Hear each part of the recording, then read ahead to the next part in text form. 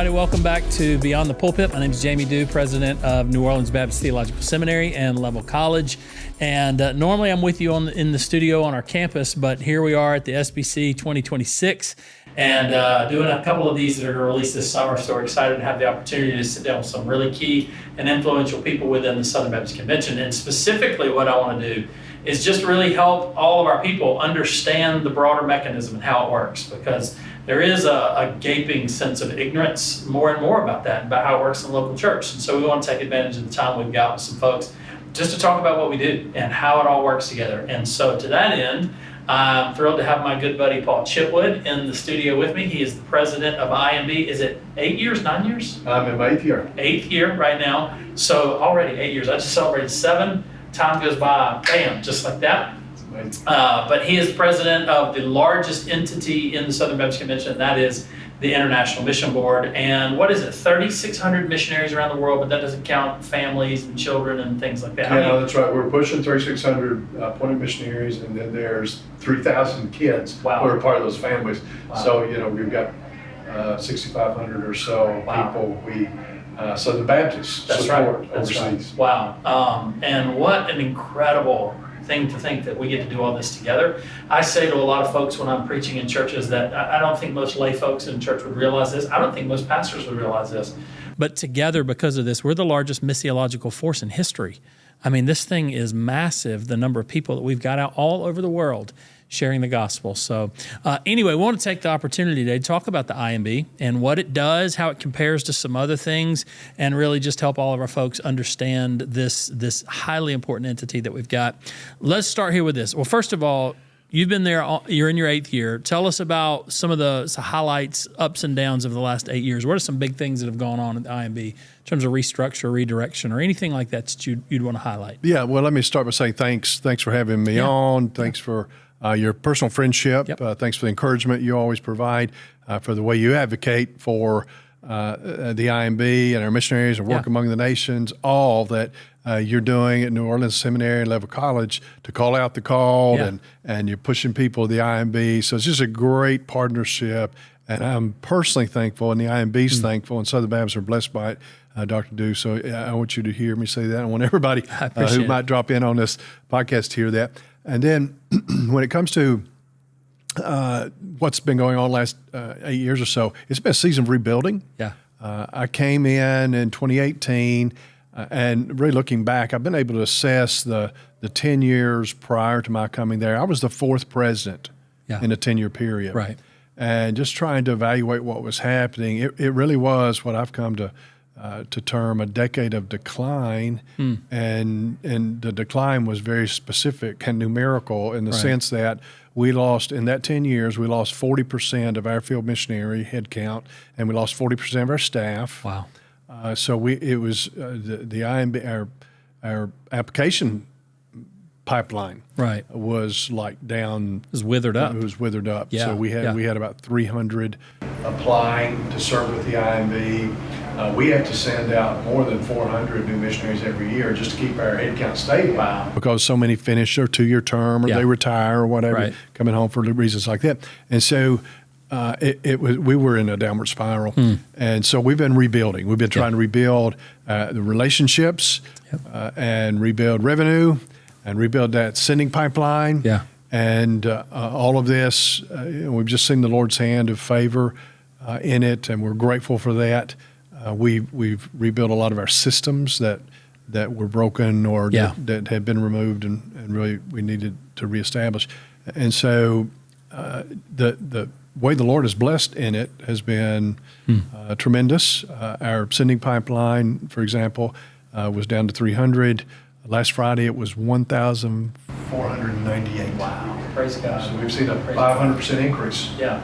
And the number of people applying to serve through the IMB. Right. Our revenues had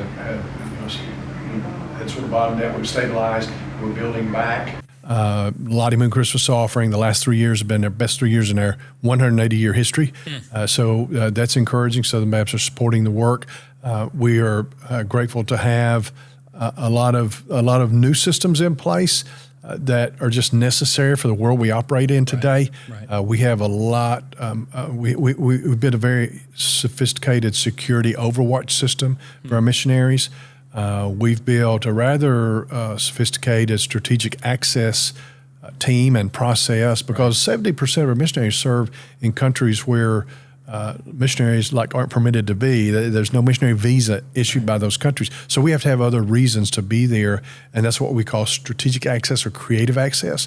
And there's a lot that goes into that. We now have 4 full-time attorneys who help us navigate that, because we're dealing with employment laws overseas. We're dealing with businesses and entities that we start overseas to just, again, to have a reason for people to be present, our missionaries to be present.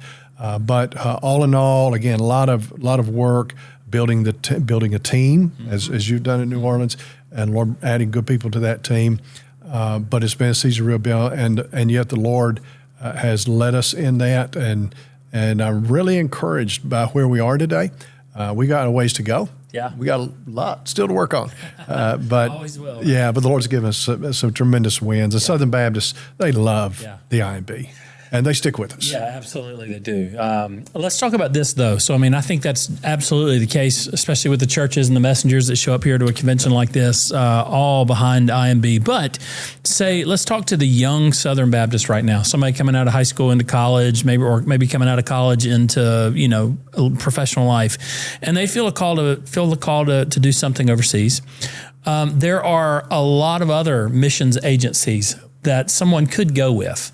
And I don't know any of their names or anything, because I'm one of those guys that's just IMB or nothing. I love it. But I do know that there are lots of them. I remember when I came out of college, lots of my friends wanted to go to the mission field, and so they went with a lot of these third-party organizations. They'd have to raise their own funding and things like that.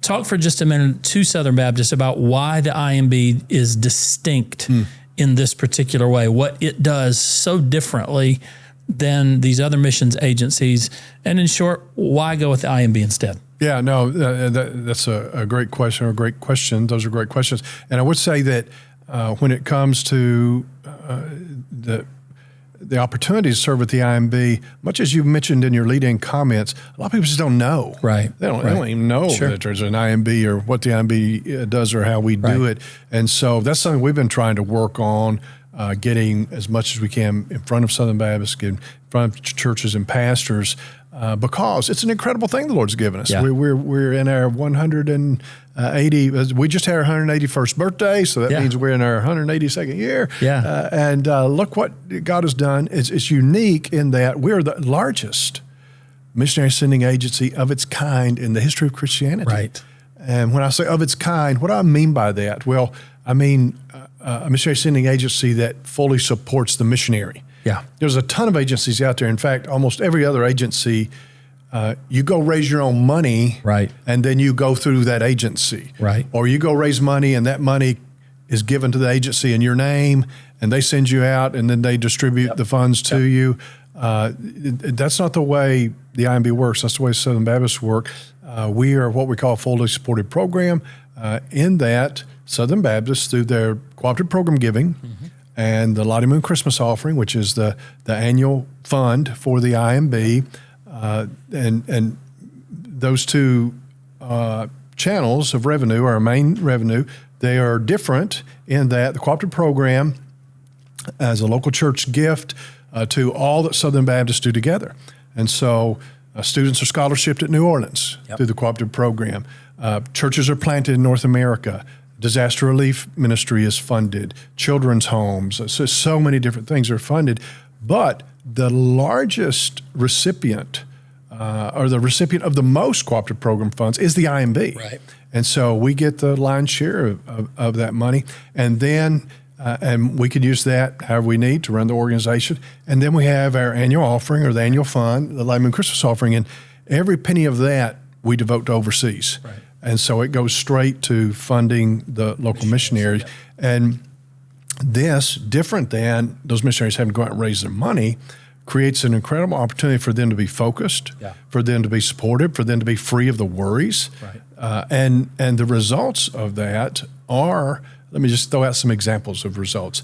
One, a faith-funded missionary, there's about a 50% attrition rate where they commit to a term. Only about half of them make it to that term. Half come home early. Right. A lot because they ran out of money. The checks didn't come. The pledges weren't fulfilled. Yeah. Others because they didn't have the kind of support that they needed once they got there overseas, wherever there was. And so, but at the IMB, our attrition rate is like 4 to 5%. So instead of 50%, it's 5%. Yeah. And since I've been president, not one IMB missionary has come home because they didn't have money. Right. The money has been provided. Yeah. The support has been provided. But beyond that, when you serve through the IMB, you get training before you go. You get almost 2 months of in-person training at our training center in Richmond, Virginia, with the latest deployment class that's about to go out. They all come and live with us there in Richmond. I say with us at the training center, and It's a cool place. I've had an opportunity to go out there. Such a special place, It's awesome. and a special time in the lives of those who are leaving so much behind and looking forward to so much that awaits. But they have time to bond and prepare, and we prepare from the children up to the adults. We have designated program for the kids' education opportunities while they're there to get them ready for all the changes and the cultural adaptations. And so that unique training. And then when they're about to go overseas, they don't have to go figure out a plane ticket. We got the plane ticket for them. They don't have to figure out a visa. We got the visa. We have a support team that is making sure that all those logistics are cared for. And then when they get on that plane and when they land, there's a team there to receive them. And there's already a place for them to live. All that is established. They have transportation provided. When the kids start school there in their local context, whatever that's like, whether that's homeschool or a local school, national school, or an international school, that too is provided. The educational opportunities are provided for the kids. There's a salary for the family.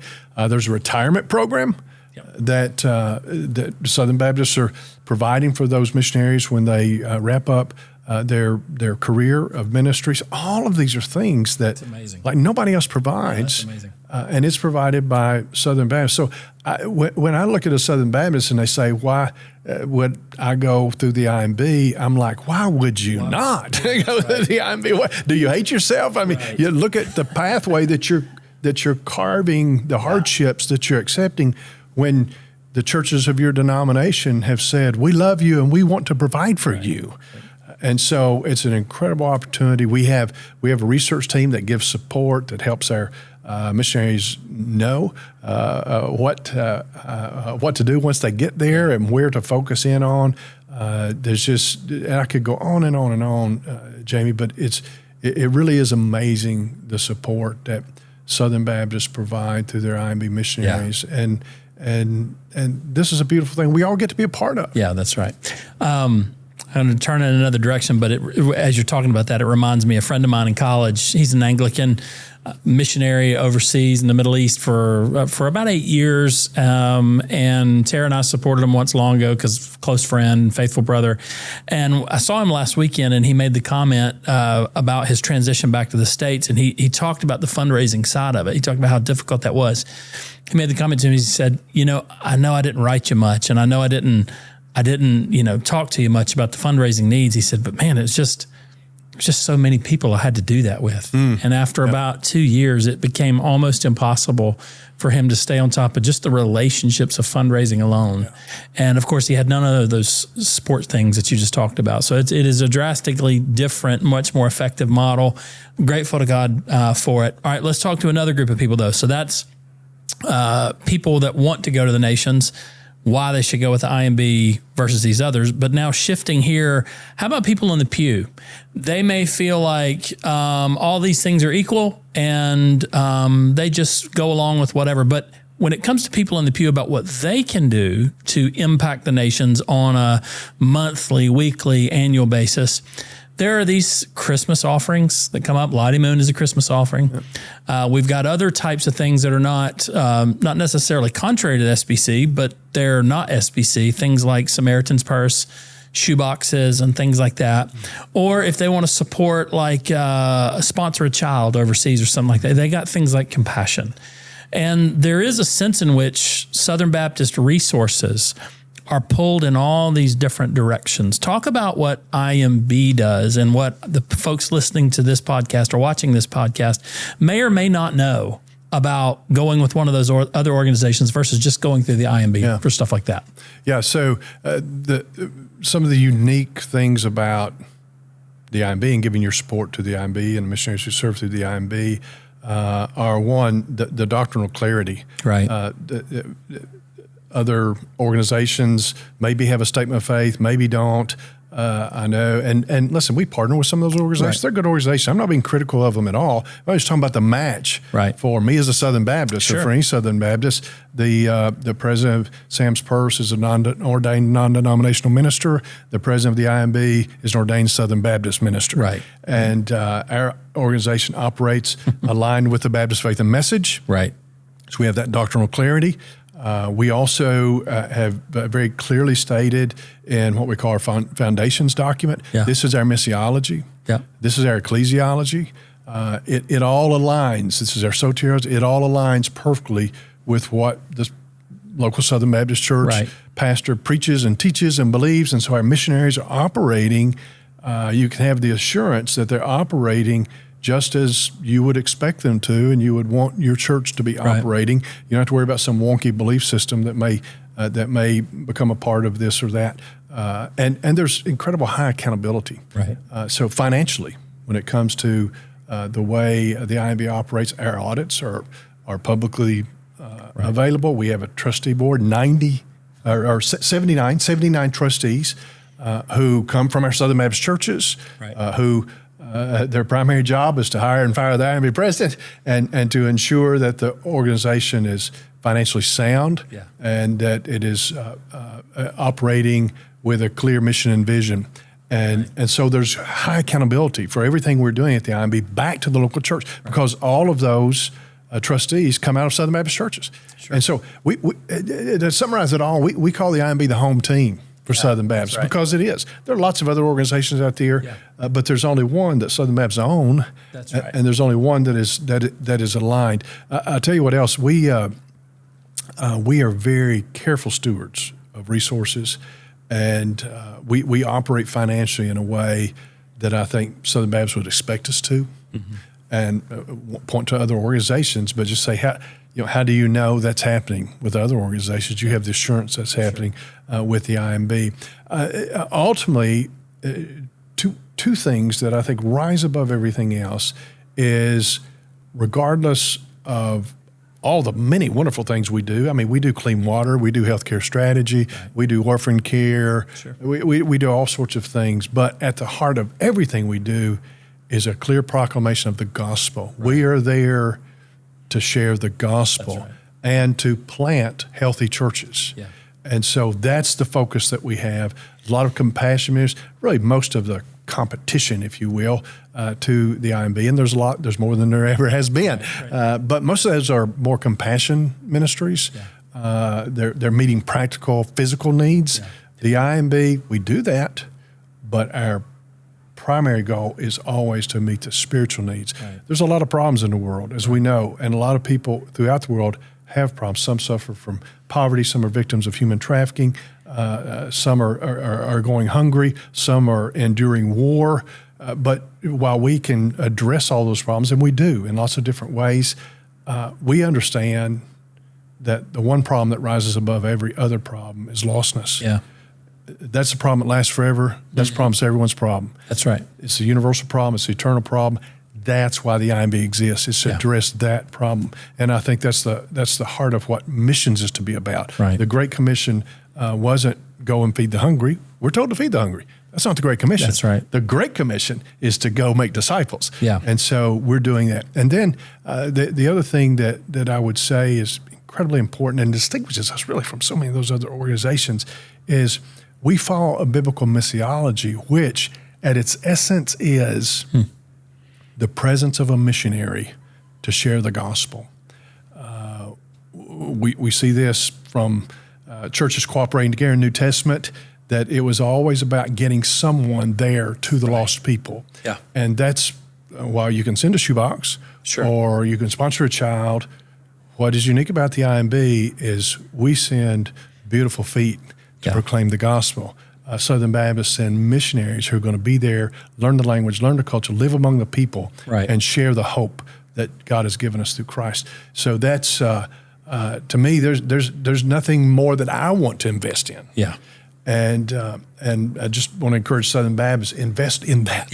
Yeah. And look, I'll just say it. If you're grateful for these other entities and other organizations, grateful for them. But man, when it comes Christmas time or it comes, you want to support orphans or whatever, look to the IMB first. Look there first, exhaust those options, because there's a whole lot more they can do that aligns with exactly who we are, our DNA and our passions. So last question, very quickly. We got to go race cars. It's that time of year at the SBC. The entities, we have race cars and stuff we do. Pinewood Derby. Yeah, Pinewood Derby style. So it's like in 5 minutes we got to do this. But if somebody's out there and they want to go to the nations, what do they do at IMB? Where do they start that trail? Yeah. You jump on our website, imb.org, click on going, give us a call. And listen, there's opportunities for every age group. Yeah. We have opportunities for students to go for a summer or semester or just a volunteer trip. Yeah. We have a journeyman program, fully funded 2 years.